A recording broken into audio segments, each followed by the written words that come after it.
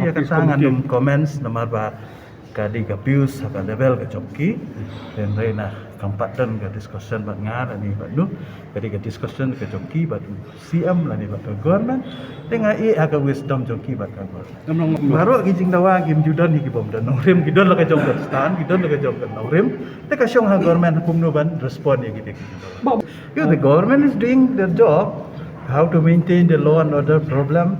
So it is the duty of the government to find all the ways, all the means that to maintain law and order problem. That is the duty of the government.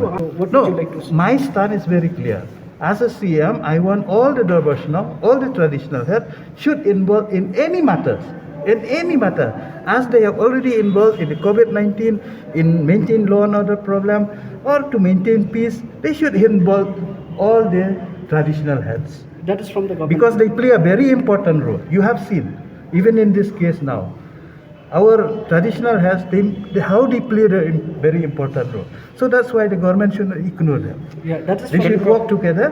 They should have to call them for talk, for discussion, how to find ways and means to maintain law and order.